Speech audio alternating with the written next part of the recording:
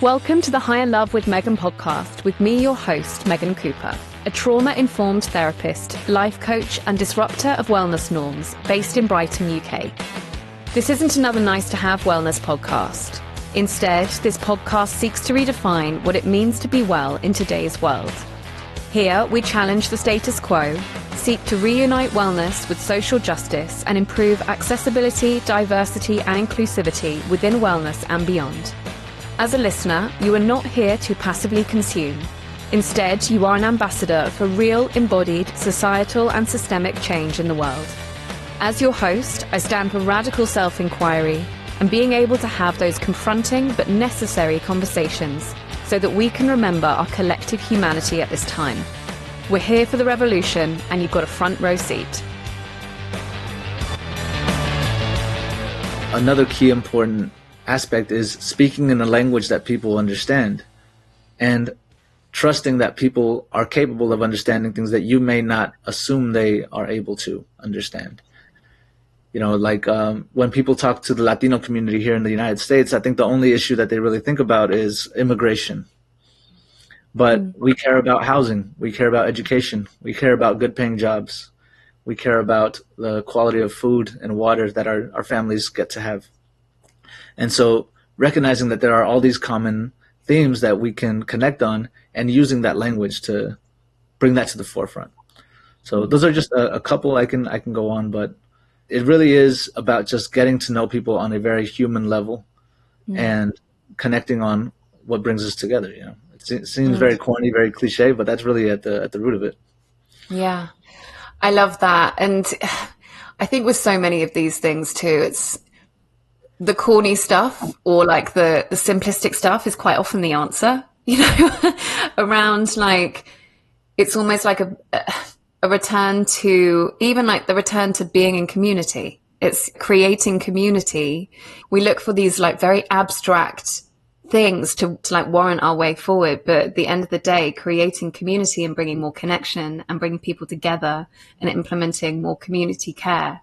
There is so much power within that because, you know, I suppose at the end of the day, it's all people want, right? To feel more connected with each other locally, globally.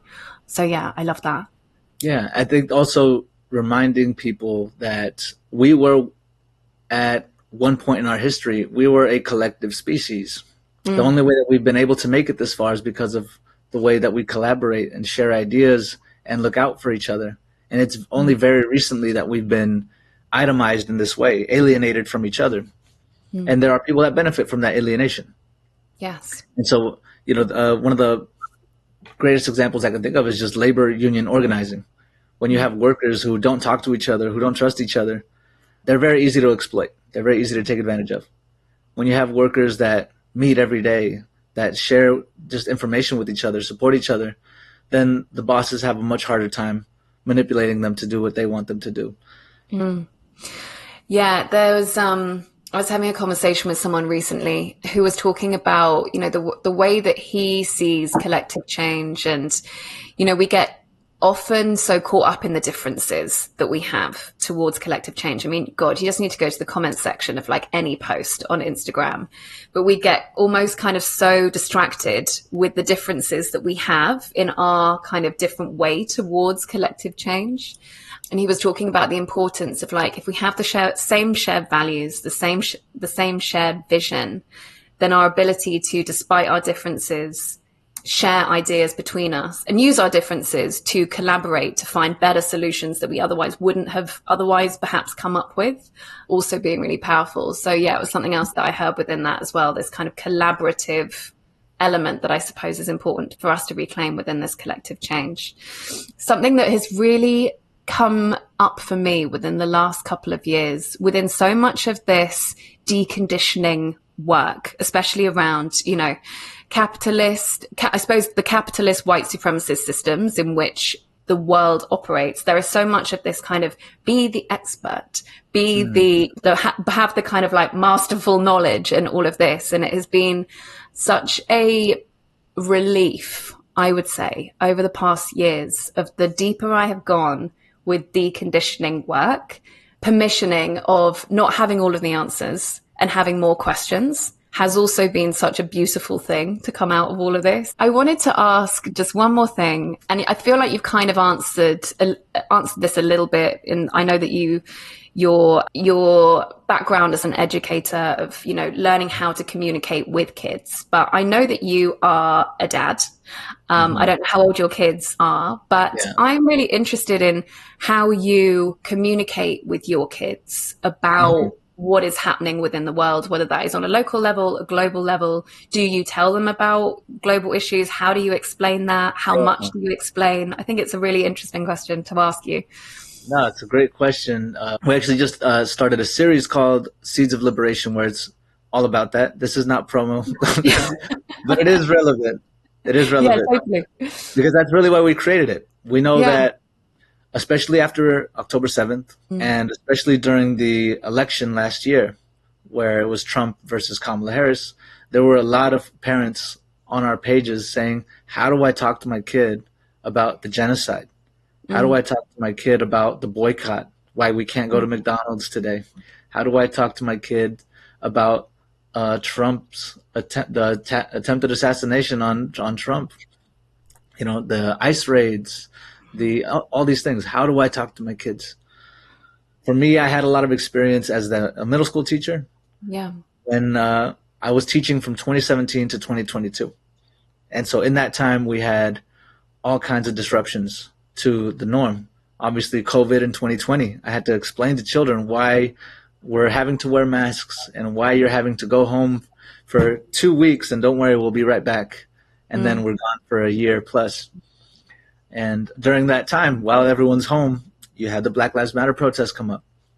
20% of the students at the school where I was teaching are Black, and 70% were Latino. And so I felt that I needed to address that with them. You had, the election, obviously, in 2020 as well. So I had a lot of experience talking to my middle school students about that. With our children, it is a little different because my middle school students had that dynamic where they knew, I have a question, my teacher can help me. Yeah. With our kids, they don't necessarily want to have those conversations. They're wondering what's for breakfast and what are we going to be doing today. But there are certain contexts where we feel that it's important for them to know certain things. And what we tell parents is that you have to be very careful about how you consider what they need to know and what you want them to know. There are certain realities that they are going to encounter. Here in our city of Santa Ana, if we go down the street, you're going to see people sleeping on the street because we have poverty in our country and here in the city. And so I may need to explain that to you. How does a person end up sleeping on the street, and why isn't anyone doing anything about it? But does my child need to know about what's happening in Gaza? Do they need to see photos of the children in the hospitals? I don't know. That's going to be something that parents have to decide. What is appropriate for their age range? What is appropriate for their emotional maturity? What is it that they need to know in order to navigate the world that they're going out into? So I think that's a prominent question for us is, do they need to know this or can this wait? How will this impact them? Will they carry this weight? Because I know we do. When we're seeing all those videos and we're seeing all these stories, that weighs heavy on us. And so do our children need to carry that weight? And also, I think the big one is just addressing their own curiosity. Because when kids want to know something, they'll let you know. You don't necessarily need to feed it to them. They'll let you know, I'm curious about this, I'm curious about that. Leslie's children are half Latino and half white. And so they have a lot of questions about race. And so when those come up, we try to address it as gently as we can, being mindful of their cognitive development and what vocabulary they might be able to understand and digest and what vocabulary might be over their heads. We talk about the history of colonization because we feel that's an important context for them to understand. Where did these different races even come from? So in our series, we really go in depth and talk about those kinds of things. But yeah, it's a complex question. Because certainly, a lot of friends or people I know who've been very actively engaged, certainly with Palestine over the last couple of years, it's definitely been a question on people's mind of how much do I tell my children? What do they need to know? What should they know? So yeah, I think it's a very alive question in the minds of a lot of people. So yeah, thank you for sharing that and speaking to that. Was there anything else that you wanted to bring into the recording today? Anything that we haven't spoken to that you think is really important to bring in? I think just something that I'm not sure if I addressed it, back when you were talking about what is it that motivates this kind of work, I think something else that I want to just really impart is that a lot of the work that we do is really about humanizing people in a world that tries to dehumanize so many. In Gaza, they label them as terrorists. And if you're a child terrorist who will grow up to be a terrorist. And we want to remind people, no, these are human beings. These are families. Here in the United States, when there's talk about immigration and deportation, they say that you are illegals, you are criminals, you are criminal illegal aliens. No, these are human beings, just like you, who are trying to do the best they can for themselves and their families. So I think really emphasizing the importance of humanizing the conversation, whatever conversation it is you're having. And also just the responsibility that we have, if you know something that you feel can enrich someone else's understanding of what's happening in our world, then find a way to share that however you can. Because the ways that we are able to educate each other is revolutionized through social media. I think the fact that you and I are having a conversation right now is a powerful thing. And so the more that we can spread that knowledge to each other to help inform each other about things and perspectives that we may not have from our own lived experience, but we can gain from each other. I think that's also something that I want to share with people.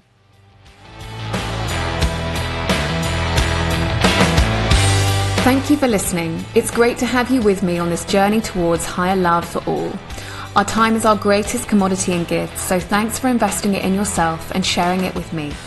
Please do take a moment to rate and review the show, all of which enables more people to find me and for me to connect with more great guests each week for both yours and my enjoyment. All links, references and contact information is detailed too within the show notes. And I always love to hear your feedback, so feel free to hit me up on my Instagram at higherlove_with_Megan or via my website higher-love.com. Send your takeaways, and if you enjoyed this episode, please share or send on to someone else who would benefit. Until next time, big love.